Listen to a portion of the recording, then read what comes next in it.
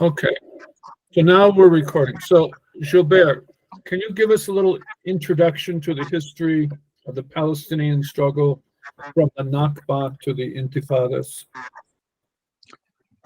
Yep. The Nakba meant, of course, a very heavy defeat for the Palestinian struggle, for the Palestinian people. And that was followed by a period of let's say, appropriation of their cause by the Arab regimes, which will last a few years until a group of people of background in the Muslim Brotherhood, actually, founded the first organization that would resort to armed struggle in the 60s, and that was Fatah, called as Fatah, which is the acronym of Movement for the Liberation of Palestine.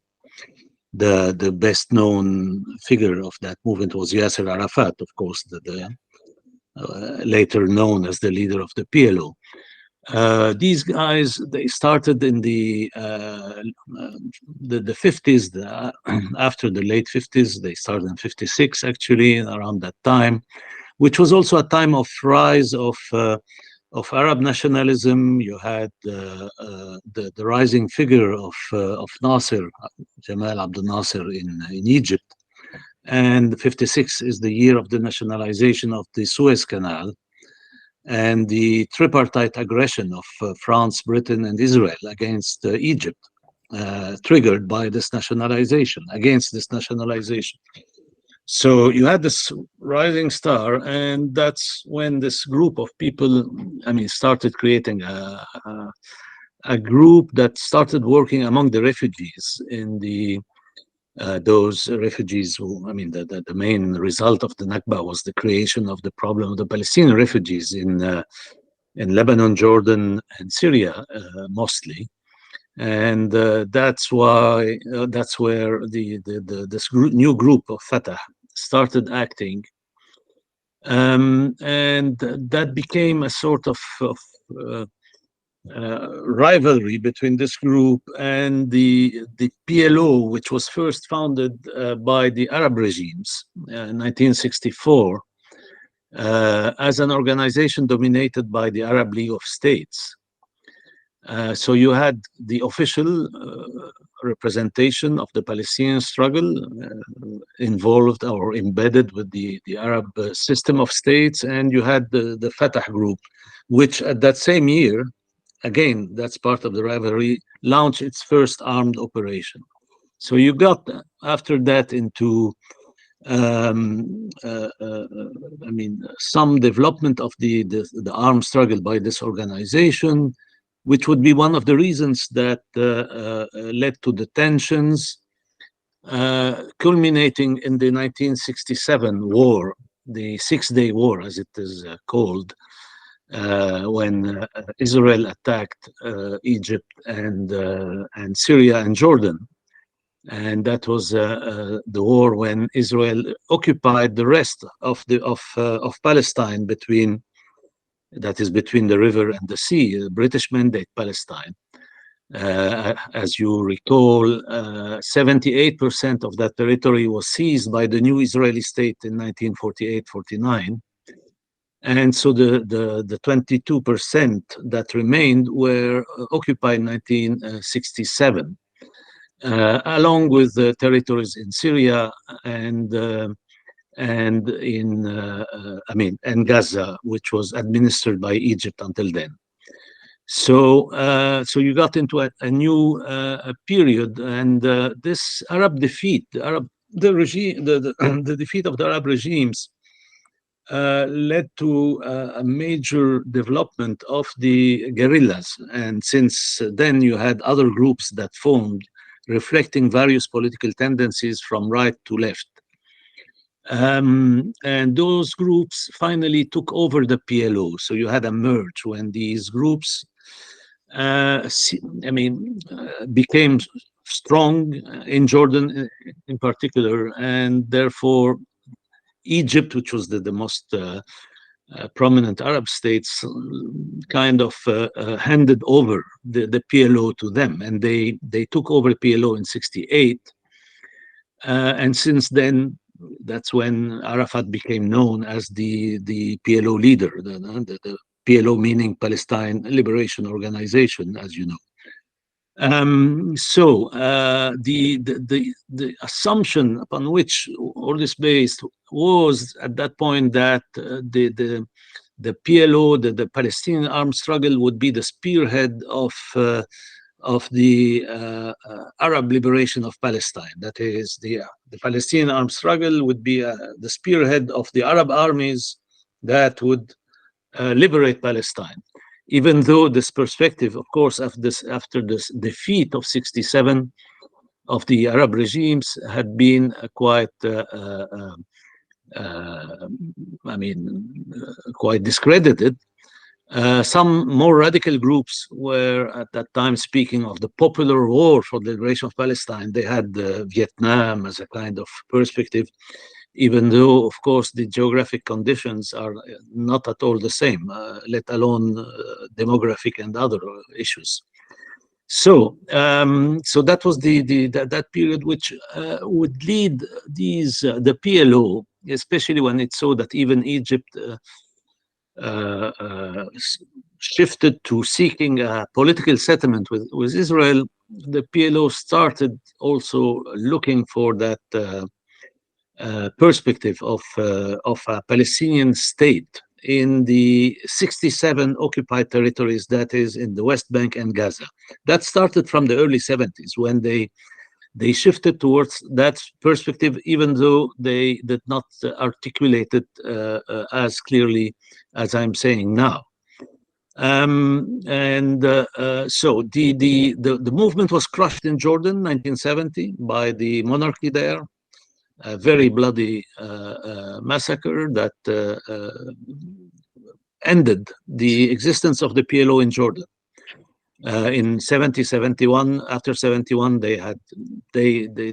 nothing was left of the PLO, at least above the ground, in Jordan. And so the bulk of those who survived Jordan went to Lebanon.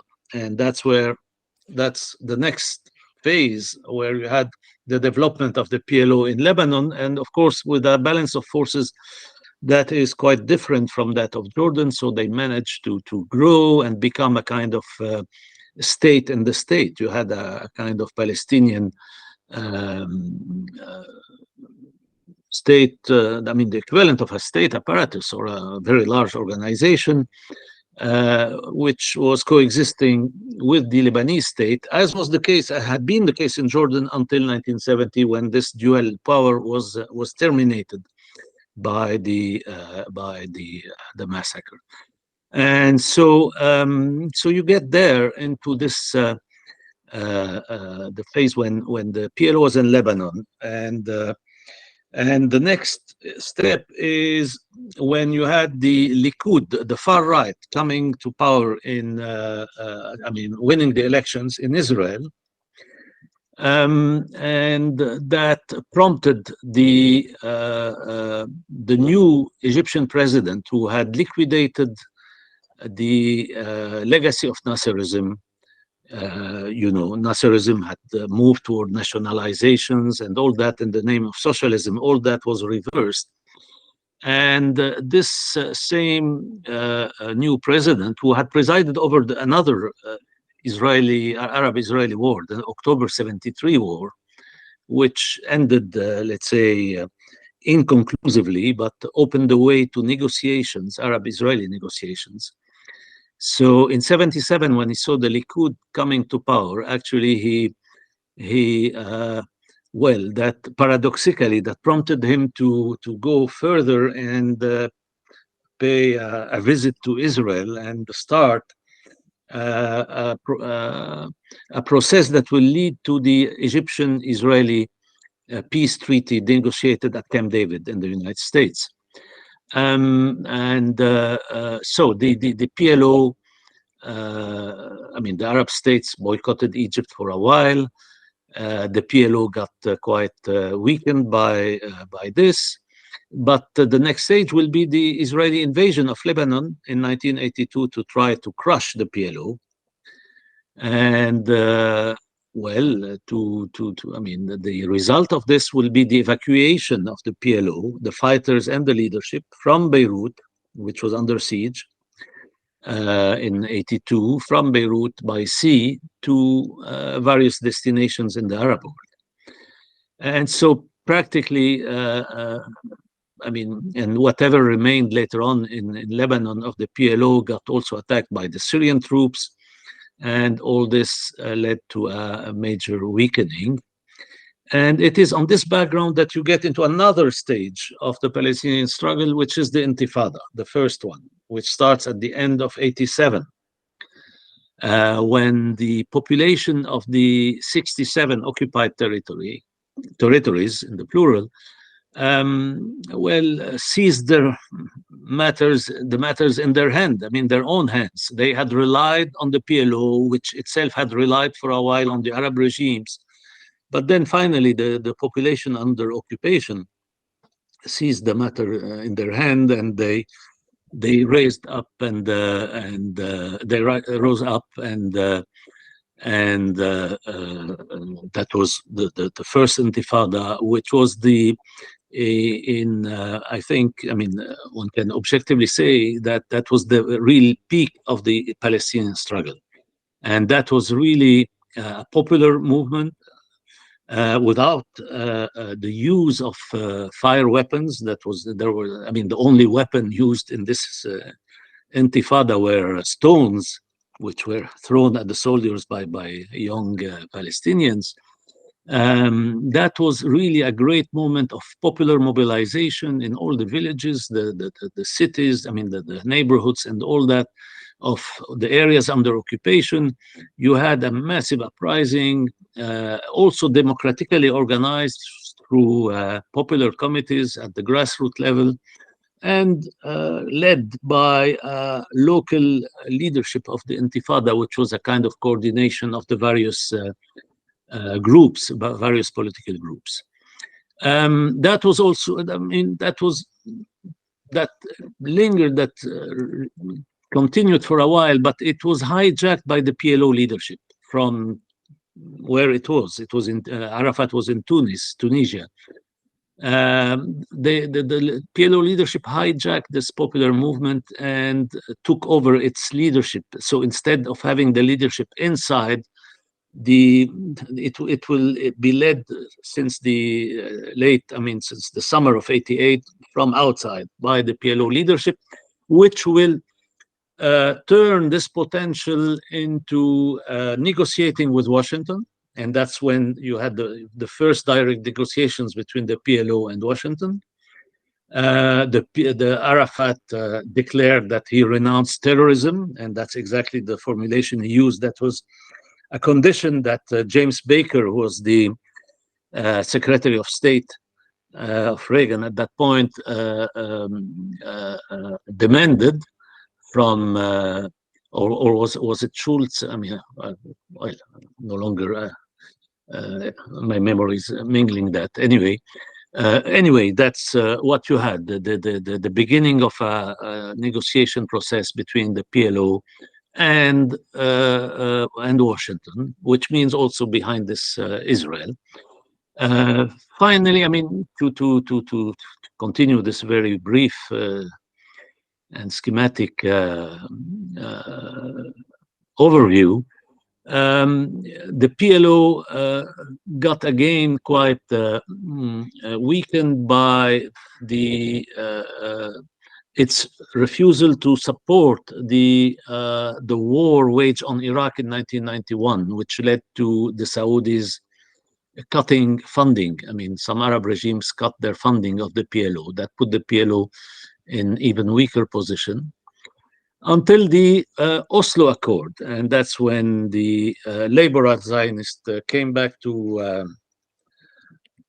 power in Israel for a while. and negotiated those agreements with the PLO. And that, as you know, those agreements were signed in Washington, September 1993, with Bill Clinton. And so you got this deal through which the PLO would be in charge of administering the Gaza Strip. Plus, I mean, it started with one city in the West Bank and then was expanded later on through a continuation of negotiations to one part of the West Bank, representing all the populated Palestinian parts of the West Bank. And in the rest of the West Bank, Israel remained in control with its army deployed. So that's what you had. Now, quite quickly, the Palestinians saw that this deal, which actually was a very bad deal signed by Arafat, I mean, it was based on wishful thinking on the idea that with goodwill, everybody will move in the direction of granting the PLO a Palestinian state on all the territory that had been occupied in 1967. Well, but he signed an agreement that did not even stipulate the freezing of the settlements in the West Bank and in Gaza at that time. So after the signature of that agreement, you had an intensification of the settlement process, actually, which and also, I mean, the further measures in, for instance, road building and the rest, completing Israel's control of the West Bank.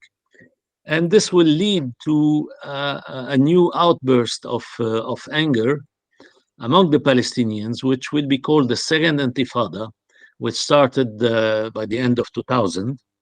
But this time, unlike the first one, this resorted to weapons, because you had those police forces that were allowed by the agreement to be in the West Bank, and they used their weapons against, I mean, in countering the Israeli army. So this was repressed very violently, and you had a reoccupation of part of those territories by the Israeli army for a while. This, I mean, also will lead to a condition of control under which Arafat will die in 2004, and the United States exerted pressure for new elections among the Palestinians. And these new elections were held in 2006, but they were won by Hamas, which is the acronym of the movement of Islamic resistance. And yes, you can see the difference in the name. A movement of Islamic resistance, which was founded at the end of '87 during the first Intifada, and would develop as an organization practicing suicide attacks, a lot of suicide attacks in Israel, and therefore appearing as the kind of radical opposition to the PLO, and therefore radical anti-Israeli or anti-Zionist, or I mean, even anti-Jewish to a certain extent organization for the rest. So they won the election not so much because of their popularity, but because of the lack of popularity of the heir of Arafat, who is Mahmoud Abbas, who is still the president of the Palestinian Authority, the so-called Palestinian Authority in part of the West Bank. Since he's been there since 2006.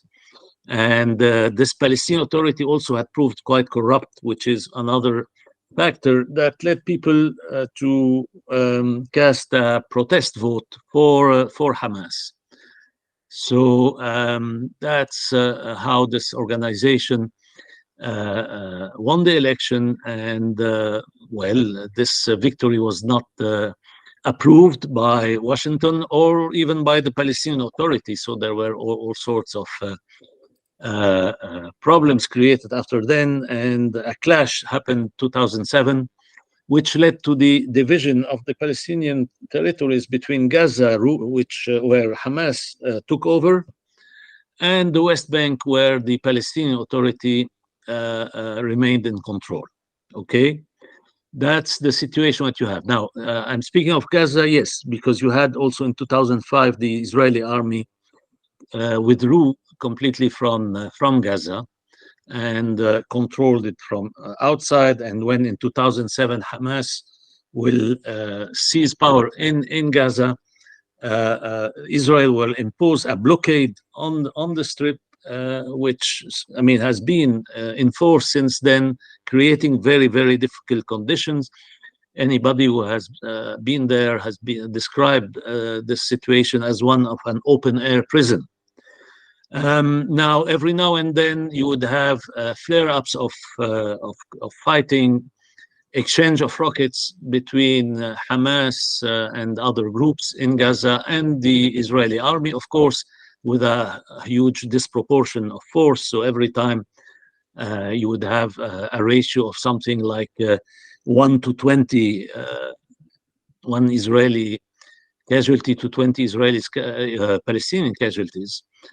During those years, and well, that's. I mean, as I said, this is a rough overview, and there are a lot of also stages that I've skipped for the sake of time. But that's roughly what leads us to the present situation, which was triggered by October 7, the operation of Hamas across the fence surrounding Gaza, the Gaza Strip, and you know the result. So that's basically, very briefly, the Palestinian struggle between the Nakba and today, which is a very broad question. As you said, one could speak days about that. Well, one particular point in that history that I think is important was the Arab Spring, which began in 2010 and subsided and was mostly defeated, including bloodily, especially in Syria, although not completely defeated. So I could you sort of talk about the relation of the Palestinian struggle and the Arab Spring? Well, there's a little relation, actually, because I mean, in some way, the Palestinian people had their spring in 88 with the first Intifada. At the time of the Arab Spring, as it was called, in 2011, the situation was quite bad for the Palestinians, with the division between Gaza and the West Bank. That was felt as a very tragic division for the Palestinian people. And you had discontent against both ruling factions, both Hamas in Gaza and the PA, Palestinian Authority, in the West Bank. But this did not translate into an uprising, a new uprising, which would have been against those leaderships, those ruling parties at this time, before even getting to oppose Israel. This did not happen because of these conditions, very specific conditions. So, you had two waves of uprisings in the Arab countries, one in 2011, a second one in 2019. Both were, basically now, as a balance sheet, now defeated, but the situation is still very unstable in the region. This is a long-term revolutionary process that started in 2011 and that will carry on for a very long time, actually, because the structural crisis is very deep. However, As I said, this had little relation to or little impact on the Palestinian issue itself, even though the masses, the uprisings everywhere, I mean, are generally supportive of the Palestinian struggle, but these were revolts against the local regimes, not about international politics, and so the only significant impact could have been if you had the equivalent, a new uprising of in the Palestinian territories. This did not happen. Okay, so why don't we turn to the current situation? And I mean, I think the world, and maybe all of us here, were taken by surprise on October 7th. So no, everybody, not all of you. Yeah, everyone. So I want, excuse me. What is your understanding of Hamas's goals and strategy and intention on October 7th, and how the situation is now unfolding? Yeah, well, I think there were several goals to that operation in their mind. One was, of course, enhancing their prestige in the kind of rivalry that exists between them and the Palestinian Authority and other factions, in order to impose themselves as the leadership of the Palestinian people, and therefore a great feat, a great military feat, as October 7 in their mind would have established their prominence very clearly. And they chose, in order to do it, the 50th anniversary of the October 73 war, the war between Egypt, Syria, and Israel, which is when Egypt crossed the Suez Canal back into the Sinai Desert. And so the symbol was here that, like Egypt crossed the Suez Canal, Hamas and whoever went with them were crossing the fence surrounding the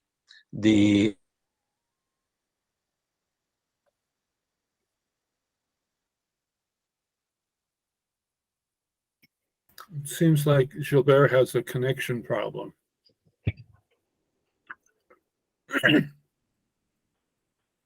Gilbert, are you there?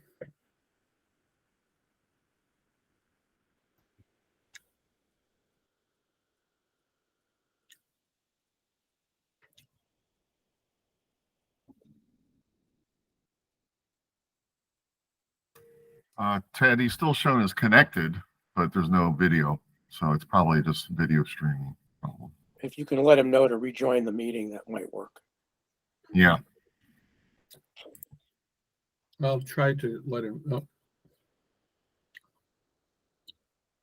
I think he just left. Maybe he's going to try to rejoin.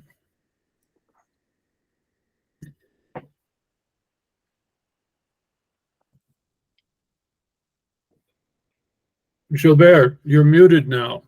Can you unmute yourself? Okay, I did not.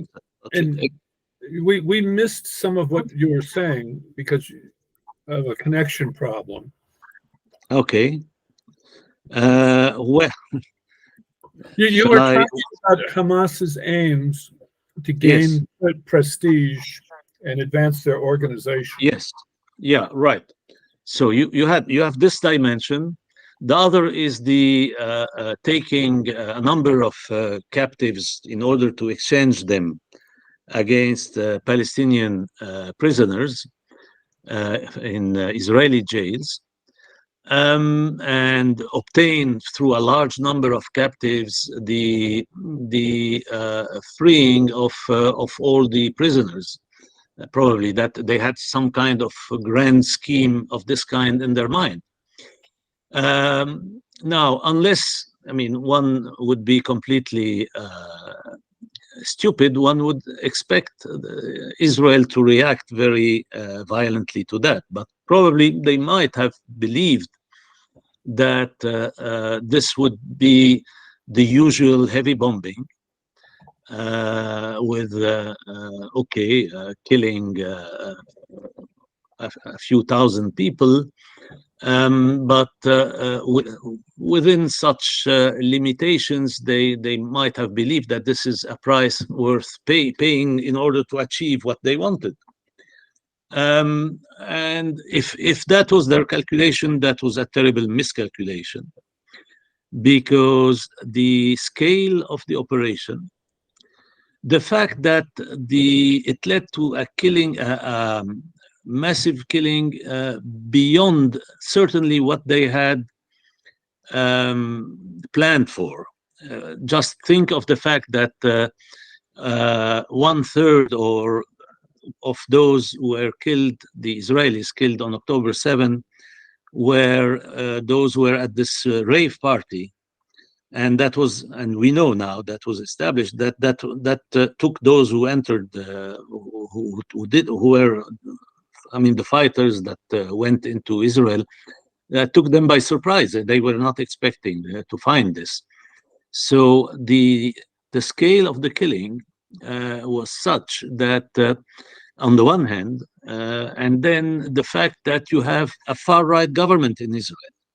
Since December 22, you have not only the far-right Likud in power, but it's the far-right Likud led by Netanyahu, along with, neo-Nazis, really neo-Nazis, as even they were described even in Haaretz, in the Israeli liberal Zionist newspaper.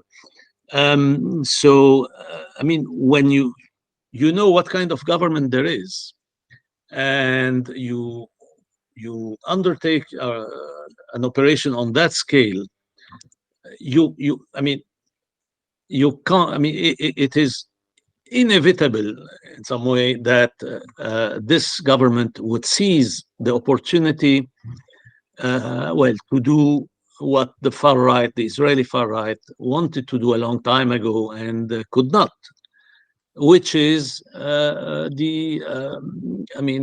second stage of the Nakba, basically, that is the occupation of the land, and in that case of Gaza, so reoccupation, because it was occupied and then evacuated, and then now it is in the process of being reoccupied, with the attempt at expelling the population, what you have, and an occupation at genocidal price, because Israel is taking zero risk in terms of soldiers' lives, and for that purpose, it is just destroying whole areas of Gaza into what has become a massacre of genocidal proportions.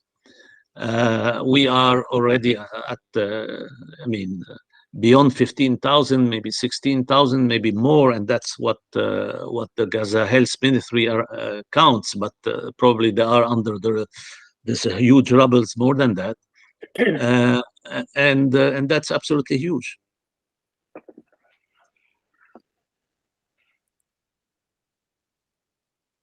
Yes, I thought you wanted to say something. No, I'm waiting for you. Oh yeah, no. Well, that's I think the calculation they had, and as I said, it was a terrible miscalculation, because they should have expected, because I can't believe that they could have expected what is happening now and have done their operation. That would make of them completely mad people, because there's absolutely nothing that can be justified at the price of 15,000 people killed, and that's only a beginning. You will have much more than 15,000 killed by the end of this war. So that's absolutely terrible. And as I said, a terrible miscalculation from them, which I cannot dissociate from their religious mindset. You know, I mean, this the idea that God is on your side, and that also people killed under such conditions go to paradise. I mean, you have something like this kind of religious belief, which is one feature of the organization. That's, after all, an Islamic fundamentalist organization, Hamas. So that's definitely, I think, one factor that led them into this terrible miscalculation. Okay. Why don't we move on to, there are lots of other questions, really, that we could talk about, but what's your prognosis for what's going to happen in the next period, given this huge blunder, disaster, world-scale solidarity movement with Palestine? What do you see in the next stage? I mean, instead of, if you want, speculating about what will happen, which is difficult, of course, because it depends on how things go on the ground and also on the international pressure. So let's rather look into what each side has in mind. That is the plans on each side. So on the Israeli side and on the side of the far right that is dominant in the Israeli, that is completely dominant in the Israeli government, and even in the war cabinet that was set after October 7. There you have people who are looking forward to continue this war until the full reoccupation of the Gaza Strip, and as I said, the expulsion of the population, either into Egypt or across the world, whatever it is. Or, as for them, the plan B, I presume, would be to park the population into a corner of Gaza, where you would have a kind of huge concentration camp under Israeli control, because and you can see the translation of that in the destruction. 100,000 buildings have been destroyed in Gaza until now. 100,000 buildings. Just imagine that. So they are wiping out a city. They already, North Gaza has become unfit for living, for habitation. It's been completely destroyed, and now they are moving toward the south in the same way. So that's one plan. Now Washington, the Biden administration, is not on the same wavelength, and here can say a few words about that. But I think that Biden has committed a huge mistake. Aside from the criminal dimension of his support for Israel in doing that, but I mean, even politically, even from the point of view of his own electoral interest and the rest, this blank check that he gave to this far-right government in Israel, to this Netanyahu, whom he knows quite well for having been vice president under the time of Barack Obama, when Netanyahu was playing the Republican right wing against Obama. The fact that he gave them a blank check and kind of unconditional support at the beginning, supporting also the goal of destroying Hamas, which for any sensible person, you don't need to be a genius to understand that destroying Hamas, which is our organization of tens of thousands of members, which had been ruling a territory narrow territory like Gaza for 16 years. What does it mean destroying this organization other than committing a massacre of genocidal proportion, which is exactly what is happening. So by the stance they took, the Biden administration became complicit in this massacre, in this genocidal massacre, and they started to see that they committed a blunder, and now they tried, sending Anthony Blinken and all that to pull the brake in some way. They don't have the courage. They don't dare yet to say ceasefire. They are still in this idea of the truce, the pause, the momentary pause, which actually has ended at the time when we are speaking, ended today, and the bombing and the offensive resumed. So what does the Biden administration want? Well, they want Israel. First, they are, of course, very embarrassed by the huge number of victims, civilian victims in particular, and they are therefore trying to beg Israel, beg the Israeli government to take measures to prevent that from happening. But there's no way. You can't say destroy Hamas, but don't kill thousands of people. That's not possible, very, very clearly. So that's why they are totally ineffective. And secondly, they want Israel to commit to evacuate Gaza once the job of destroying Hamas, between quote marks, has been done. Why so? Because they want Gaza to be handed over to the Palestinian Authority, the one that is ruling the Palestinian territories in the West Bank. And that's what they want. Biden even published in the Washington Post a few days ago an article calling for that, and saying that we have to hand, Gaza should be handed over to a revitalized, as he put it, Palestinian Authority. Now, this has very little chance of going forward, because the majority of the present Israeli government are against that. They don't want. Netanyahu is clearer than anybody. He says no way for the Palestinian Authority to be back in charge in Gaza. We don't accept this, and he never hid his opposition to the very idea of a Palestinian state. So that's really is kind of going nowhere. Now you have also attempts at negotiating, and the Egyptians are playing a role in that, an evacuation of the Hamas fighters and leaders from the Gaza Strip by sea, as happened in Beirut 1982 with the PLO.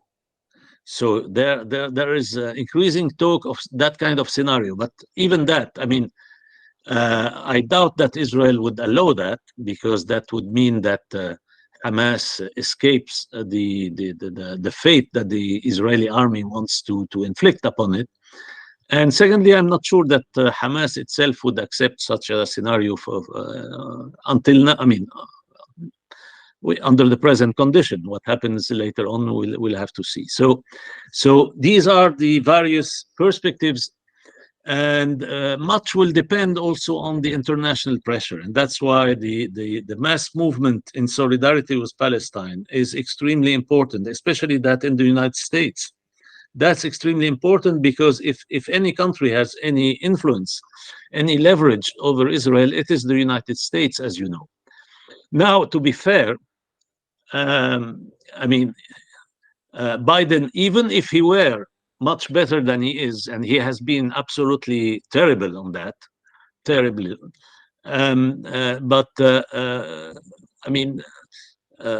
his administration anyway is weak facing Israel, because it is facing a Congress that is dominated by the Republicans. And it is facing a prospect of a possible return of Donald Trump to the presidency next year, as you know well.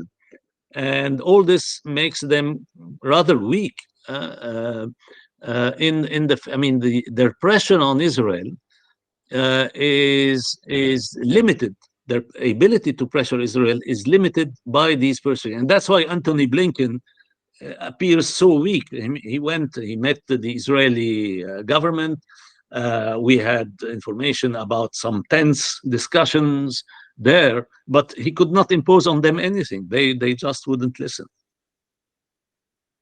And I'm not saying that to exonerate the Biden administration, of course, but we have to know that even this is a limited perspective, but still, at least, stopping the Biden administration from handing those $14 billion to Israel and sending more and more weapons to Israel, including 2,000-pound bombs, which are absolutely criminal weapons to be used in against urban concentrations. So that is what is happening. So that's why, again, the international pressure, and especially the movement in the United States, is extremely important at this juncture.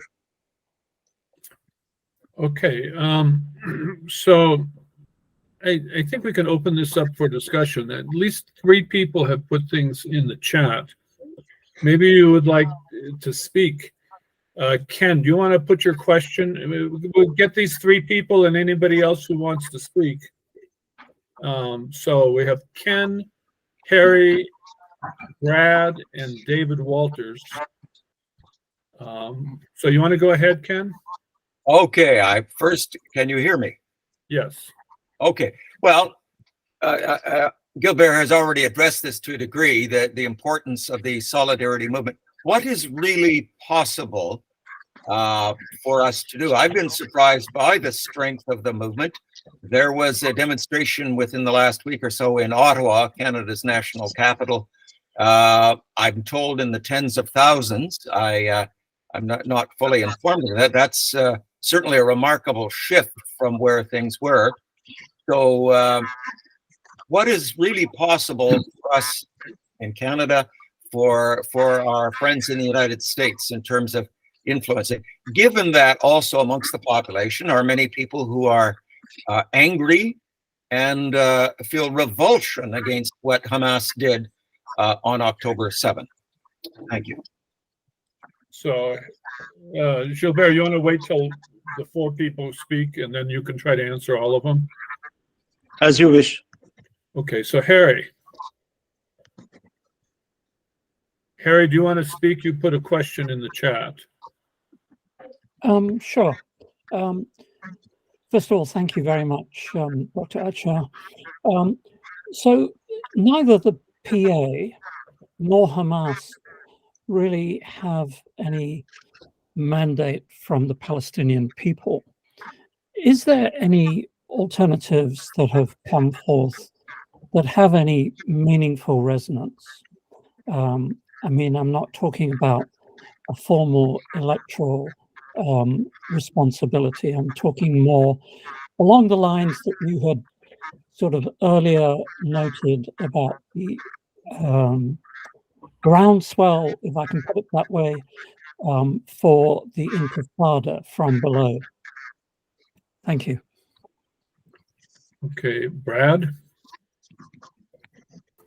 Oh, I'm just going to remind people that at 2.5 minutes, I will gently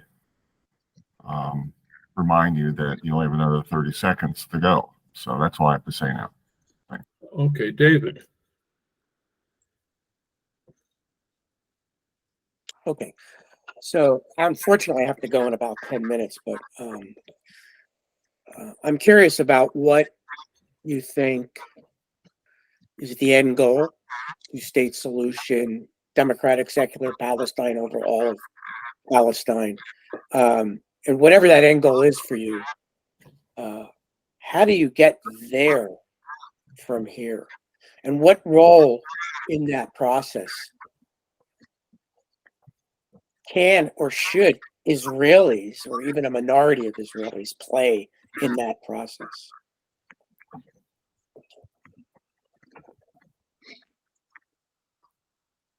Okay. I'm going to put Gilbert's blog, the link to his blog in the chat. And so, Gilbert, you wrote an article, and also you were interviewed on the prognosis. And your article was Two Gaza Scenarios, Greater Israel versus Oslo. And the podcast was Two Gaza Endgames, which was similar. So, do you still think what you wrote in that article is the clear prognosis, Oslo versus Greater Israel? Or do you see any more optimistic scenario for Palestine? And my source of optimism is the international solidarity movement, and particularly, as you pointed out, the movement in the United States, which I see as a hope for, I see two possible sources for hope.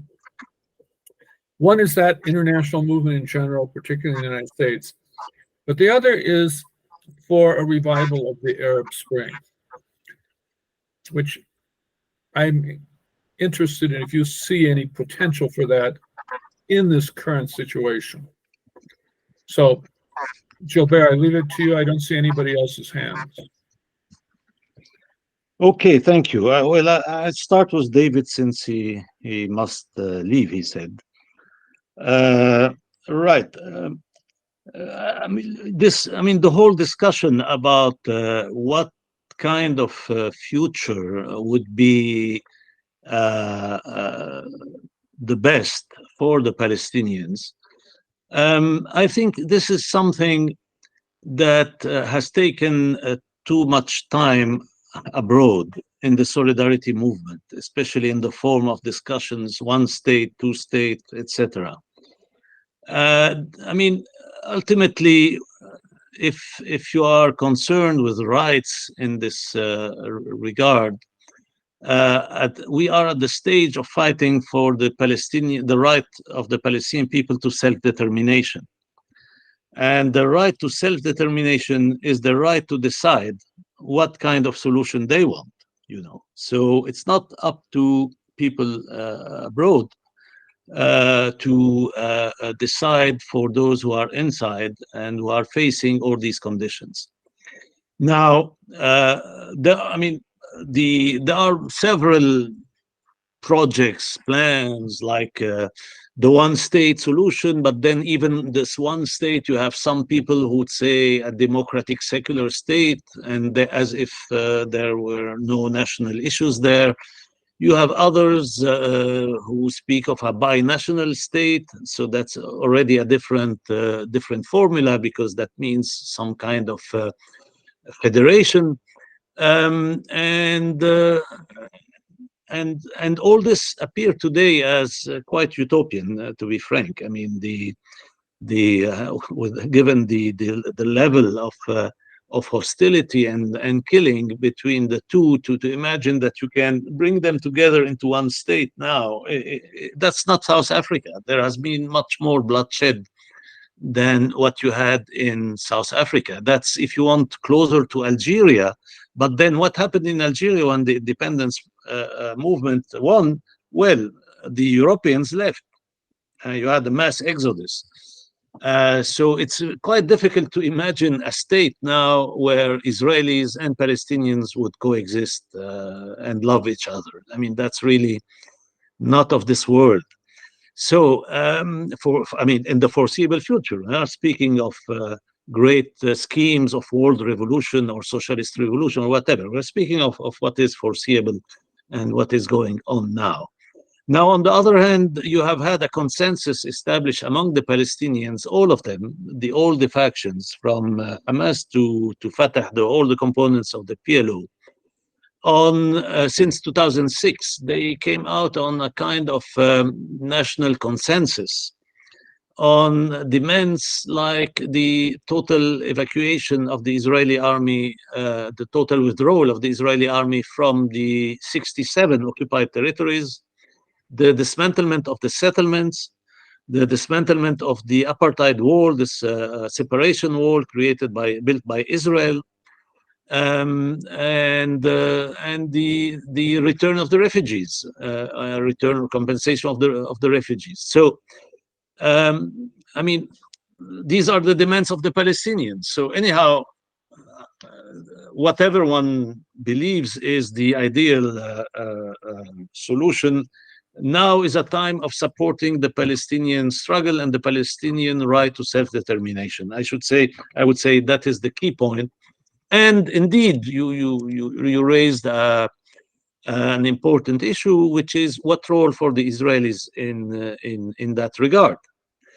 And indeed, when you look at the balance of forces, the fact that the Israeli settler colonial state is one based on the expulsion of the indigenous population, or the original population, and the fact that as a result of that, you have a demographic equality in Palestine between the sea and the Jordan River, that is the whole of the territory now controlled or attacked by Israel. And you have a demographic almost parity, and a total disproportion of force between one, which is one of the most powerful military in the world, and the other, which is a population under occupation, basically. So if you take all these into account, you understand that there is, I mean, the strategy for the Palestinian emancipation needs definitely to win over a major part of the Israeli population. But that's precisely why strategies like that of Hamas is counterproductive. From suicide attacks targeting civilian targeting civilian people, civilians, and to the October 7 kind of operation, this has the effect of how to say, creating a kind of nationalist unity among the Israelis on a far right perspective, as we see right now. And that's why I'm saying it's counterproductive. It leads nowhere. And for now, it has led to, I mean, it has given an opportunity for Israel to commit a major crime against humanity. So that's what I would say about David's question. Is it okay? Good. Thank you. Now, the others I will take in the order they were put to me. Let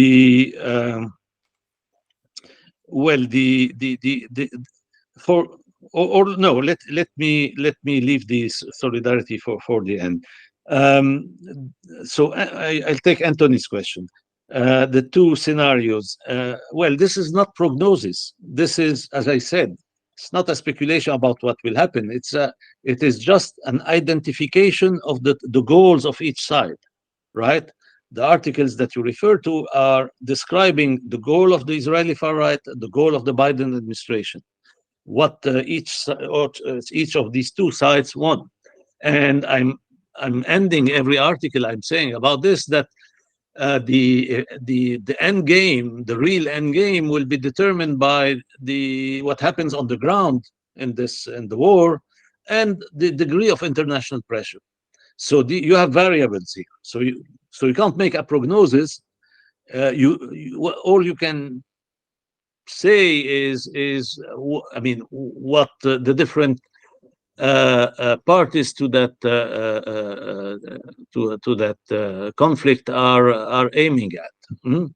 That's the key point.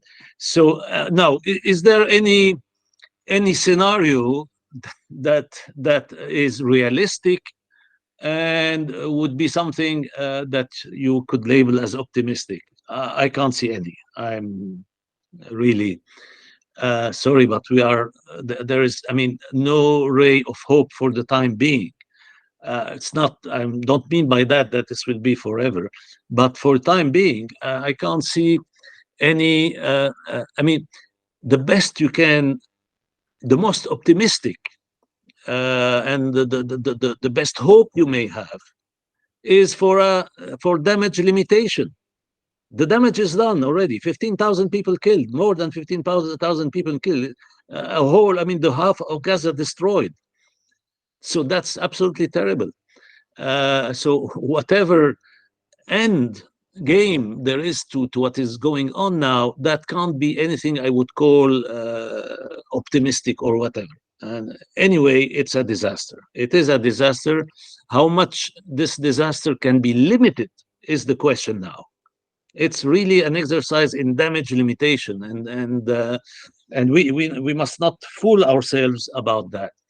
Now, Arab Spring and all that new uprisings in the Arab world, that will come for sure, but that's not in itself what will change the situation for the Palestinians, with one exception. If you have a major upheaval in Jordan, that would have the greatest impact on the Palestinian struggle, because Jordan itself, in Jordan itself, you have a majority of the population are Palestinians, are from the other side of the river originally, and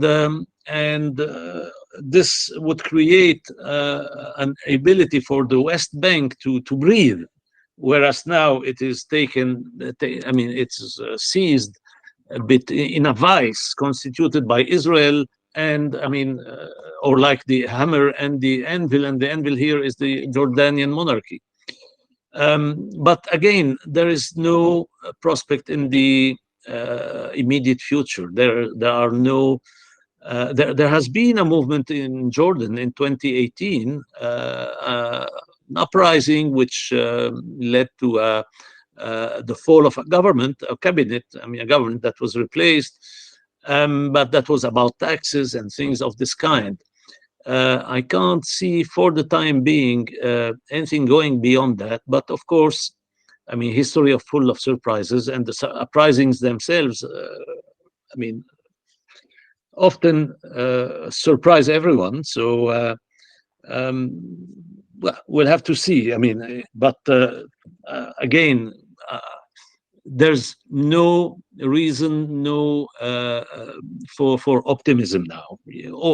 All you can have is some hope for the future, and that hope would be based on what? And here I come to the question of Harry.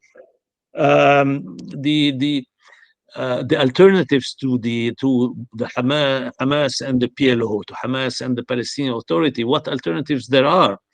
Well, for the time being, there is no alternative, and the whole question is whether the new generation of Palestinians will be able to build an alternative. We can see some signs of radicalizations among the Palestinian youth. One is to hope that they don't, their radicalization doesn't go or take the wrong lessons from what is happening. And what would be the wrong lessons? That would be to believe that you need more armed struggle, more armed operations, and all that to win. I hope that they will draw the right lessons of what is going on in Gaza, and you can be sure that the Israeli far right is waiting for the opportunity to do the same in the West Bank. There is no doubt about that. The far right, the Israeli far right, want to expel the Palestinians from all the territory between the sea and the river. You know the slogan, from the river to the sea, Palestinian will be free. Well, actually, today, those who are closer to controlling from the river to the sea are the Israeli far right and their project of a greater Israel from the river to the sea. That's what is much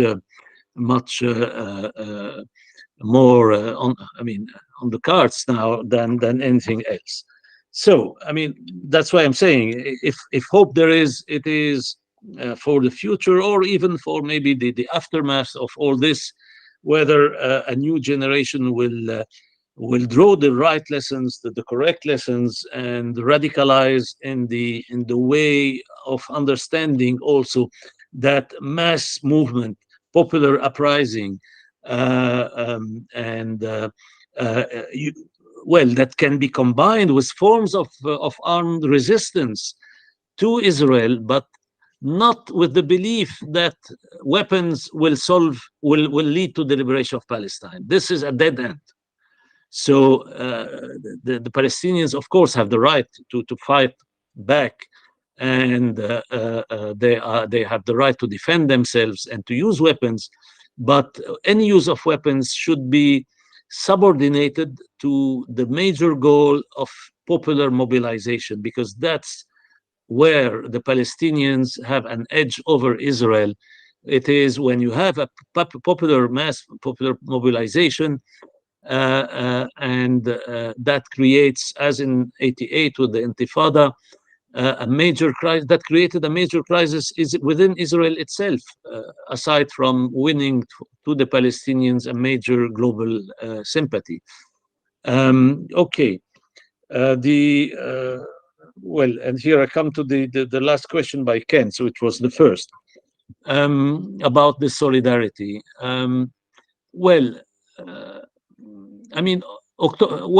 have to be aware that October 7 has been also seized by a massive propaganda effort by Israel and the supporters of Israel. And there has been, if you look at that, for some people, this is presented as warranting, as justifying what is happening, and what is happening has already taken more than 10 times more Palestinian lives than Israeli lives were taken on October 7. You had, according to the Israeli figure, 1,200. You have already, as we said, over 15 to 16,000 people killed in Gaza and counting, and this is continuing.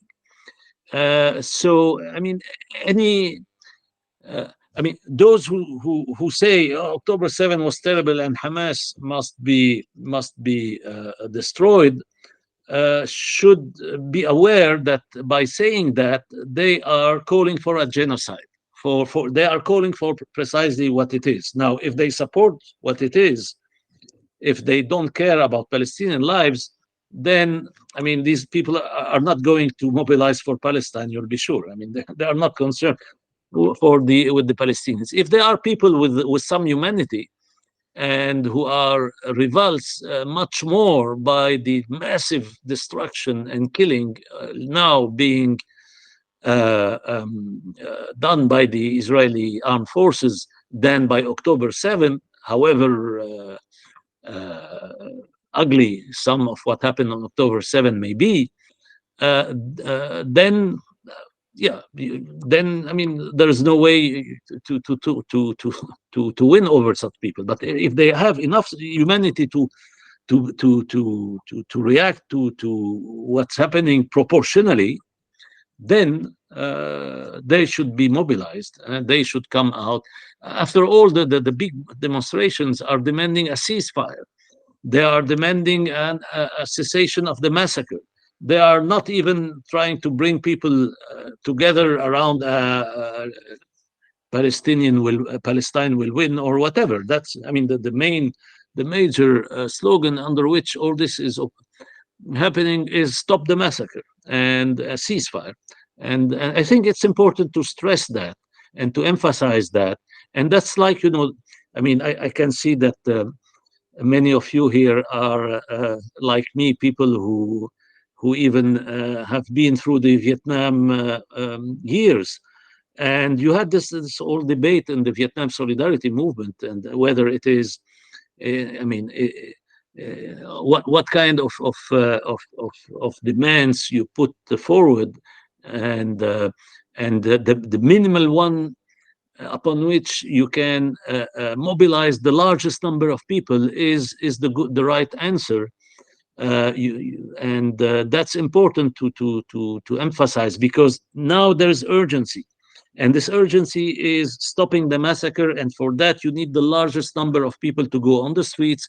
And therefore, the organizers of Solidarity Movement should be aware of making sure that the mobilization happens around demands that can bring together the largest number of people. Stop the massacre, ceasefire. These are the things for now at this juncture of the war. Okay, so thank you. I think that there were two hands. Ken and Brad raised his hand but put it down. So Ken, go ahead. Okay, well, quickly then, in terms of how people have responded where I am in Canada, the movement is, there's a tension in the Solidarity Movement between people who say, we want nothing to do with Hamas and their actions of October 7th. We don't want to be identified with that.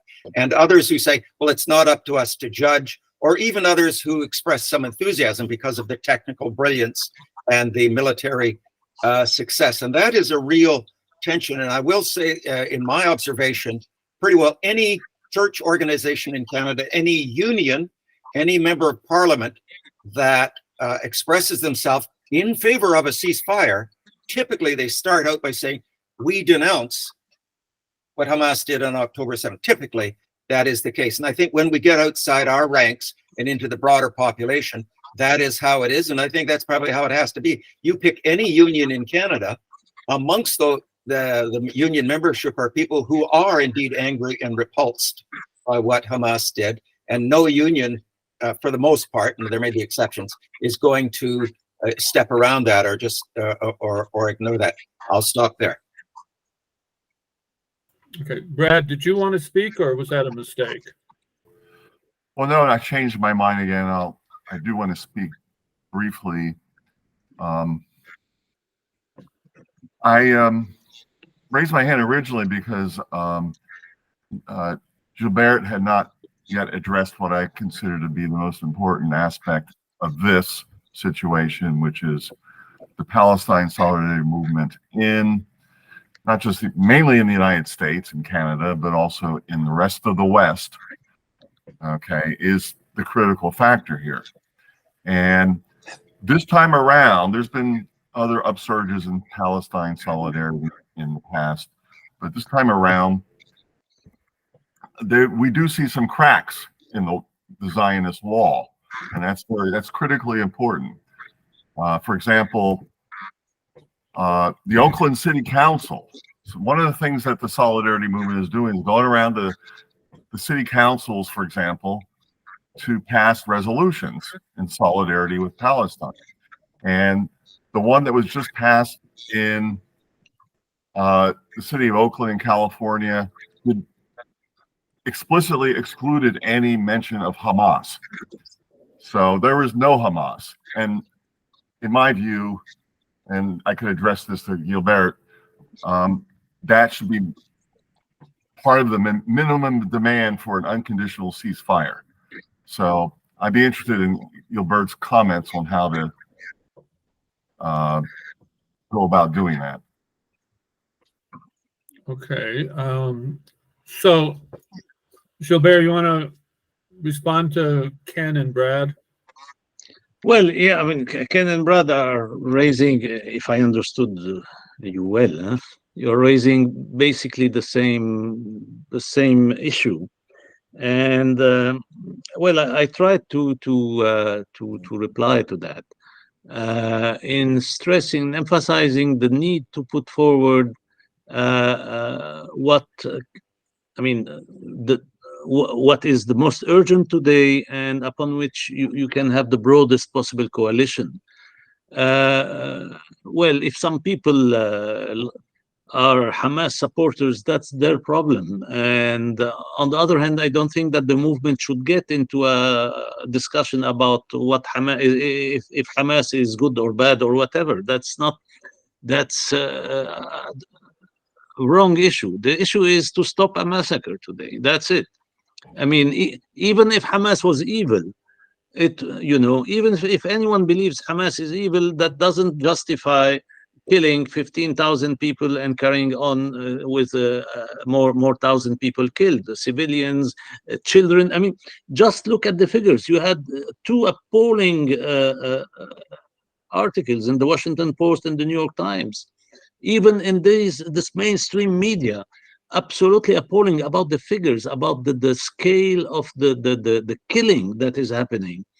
And you I mean, you learn things like, I mean, very figures like the fact that you had more children killed in 7 weeks of war until now, until the truce, more children killed in 7 weeks than in the whole year 2022 in all theaters of war in the world, including Ukraine. Just imagine that. That's absolutely appalling. Absolutely appalling. The humanitarian organizations are emphasizing the fact that the scale of destruction and killing is unprecedented. And this is creating, by the way, absolutely huge humanitarian problem with the risk of having more than 1 million people now caught in diseases, in hunger, in thirst. I mean, it's absolutely nightmarish. So this is the problem. I mean, the issue where, I mean, you have the fire there and you have to extinguish it. And this is the most urgent thing to do, not discussions about Hamas or the rest. That can happen outside the demonstrations. But I think people should be responsible enough to fight for unity around what can unify people in order to stop the massacre. And that's the key point. Now, this is the urgency. Stop the massacre, immediate ceasefire. That is the thing. I mean, you know, that's very minimal, because when you say ceasefire, that means the Israeli army stopped its invasion. But you have not solved the issue of, what to do with this army. So normally you should say immediate and unconditional withdrawal of the Israeli troops from Gaza, right? But the urgency today is not this. The urgency is to stop the massacre. And on this, you can have a broad coalition, or at least I hope so, and believe that it is feasible. So again, we have to I mean, if there are people who are acting in a sectarian manner in the movement, they should be fought, they should be countered in order to really build the largest possible movement urgently, very urgently, to stop this massacre. After that, once the war ceases, then it becomes a different story, and then you can see what kind of movement can be built. But now is the problem. Okay. I am not muted. Okay. I don't see anybody else's hand up. Does anybody else want to speak? I think Ellen published, I saw something in the chat, so maybe Ellen wants to speak. I think Ellen is still here. So Ellen, would you like to speak?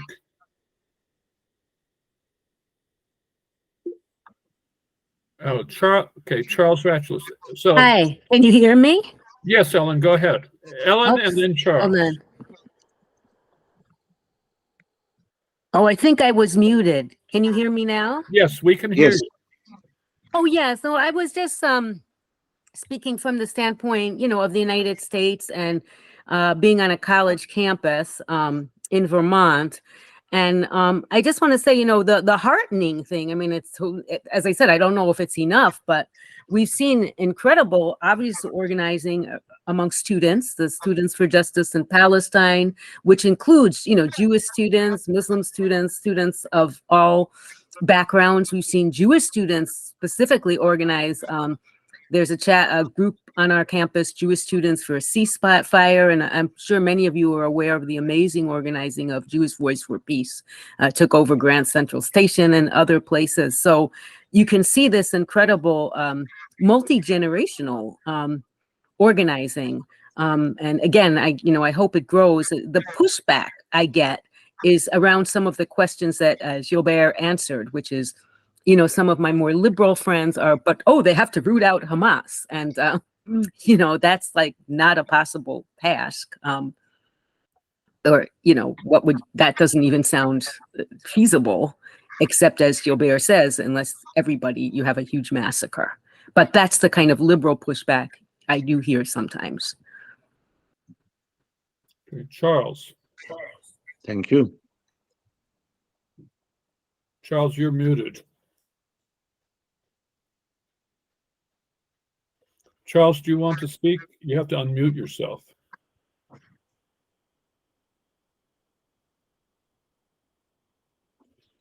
Okay, well, I don't know what Charles's problem is, but does anybody else want to speak before we close the forum? Oh, I found the button. There you are, Charles. Good. I was Go ahead. pushing the color button. Thank you. Yeah, I won't be so sectarian as not to attend a ceasefire demonstration, but I think we need to at least. I've never reclaimed my birthright to go and be a citizen of Israel, but I would reclaim it politically, because indeed I do have that birthright and responsibility as a socialist Jew with the right to return, to say ceasefire, IDF out immediately. I do not back down and say ceasefire. Ceasefire is not enough. I will arrive at the demonstration and say, how are we going to win this ceasefire? How are we going to win immediate withdrawal? I say we have to break the homogeneous Zionist claim that Jews are a supra class grouping, and claim back who was it that died in the Holocaust under the red flag, raising the fight for socialism. It was the Jewish Bundists who joined the Third International, who fought against the pogroms, while the Zionists ran to the imperialists and claimed, we will help you, and indeed did. And then they became a beachhead fortress. We can't go around the existing leaderships of the Hamas or the existing leadership of the Israeli working class, because if they have the propagandistic hegemony of the media, we have to fight their lies of their authority to claim all Jewry, and we can only do that by reclaiming the working class program, which was, we have the right to autonomy, we have the right to assimilation without fear of pogroms against us, and that we will fight with every other working class oppressed layer to win that. And we have to say, yeah, who went to Israel? Who went on the Zionist project?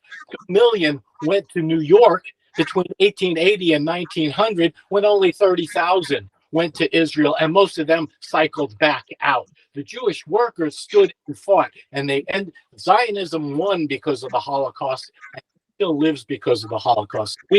Where's the party? Where's the party that's fighting for socialist revolution in occupied Palestine? That's the only way we can break the Hamas leadership and the PLO leadership, is we have to raise the flag of permanent revolution and reclaim right as Jewish workers to fight for the socialist revolution. That's the party that we need to fight for. Thank you. Okay. Anybody else want to speak before we come to an end of this? But I have something I want to say. I completely agree with the perspective for building the solidarity movement that Gilbert put forward. And some of the people in this audience are familiar with the writings of James Cannon, the founder of the Socialist Workers' Party. But all of you, I think, are familiar with left politics. So there's this idea of agitation, propaganda, and education. And they're not the same thing, Charles. So what should we be agitating for now? We should be agitating for the construction of the largest mass movement possible for a ceasefire. Now, in the streets, as often as possible, with as many people as possible, in as many places as possible. That's agitation. Within that movement, we can have a discussion. Ceasefire is not enough. The IDF has to withdraw completely. And within that movement, you can discuss, and so that would be propaganda. Then you can have your discussion in the movement in some written form or in a forum like this about the future. One state, two state, whatever. You don't have to give up on all those ideas, but you have to distinguish between what is the immediate thing you're fighting for and what are you preparing for in the next stage. What happens if we get the ceasefire? Then what do we do next? So then then we move something else forward. And the thing I would move forward then in the United States and in Canada and Western Europe, and all aid to Israel. But today, ceasefire. And you can discuss the other things. Okay, that's what I have to say. Gilbert, do you want to make any final comments? Yeah, well, on the line that you just explained, Anthony, with which I agree, of course, and that's what I tried to mean. The movement has been going on for long. We have been building the BDS movement, the boycott, divestment, and sanctions movement, as you know, and this has been progressing over the past years and has achieved some significant success. So that's already something, of course, much more radical than just being for ceasefire and stopping the massacre. And then you can go beyond that, of course. I mean, you can be anti-Zionist. You can explain that you can be in favor of dismantling the Zionist character of the Israeli state. You can be for the right of the Palestinian refugees to return. You have, I mean, there are plenty of things which are, I mean, of course. But what is needed now is when you have this ongoing massacre and you have every Saturday demonstrations like here in London, huge demonstrations in London where I am, is to use these demonstrations as a leverage, not for the liberation of Palestine, that's not what is on the agenda, but for stopping the massacre. That's the key point. And precisely because they are seen as big demonstrations to stop the massacre and demand that the local government here, the British government, shifts, I mean, and demands a ceasefire instead of supporting the ongoing onslaught by the Israeli army. And that, by the way, also applies to the leader of the Labour Party, Keir Starmer, who is I mean, you have the same problem in the United States, I think, with Bernie Sanders, although he's supposed to be much more radical than Keir Starmer. But even Bernie Sanders is not demanding a ceasefire. I mean, this is the very minimum. And even people like that are not demanding that. So that's the urgency. That's where the pressure should be put now for the largest possible movement. And of course, that doesn't prevent you, on the contrary, from building movements on a much broader, more radical platform. There is zero contradiction in that. This is what I mean, how politics works, and the other path would be total isolation of a small group, happy to be among themselves, share the same views, but unable to bring that to the masses, to the mass movement, which is now the priority. Okay, so I want to thank you all for coming. I want to especially thank Gilbert for giving us his time and his knowledge. And our next planned forum is, we don't have a date, but we're thinking of the middle of January on the state of the labor movement in the United States. And we will let you all know. So thank you all. Have a good weekend and go out and demonstrate. Thank you. All the best.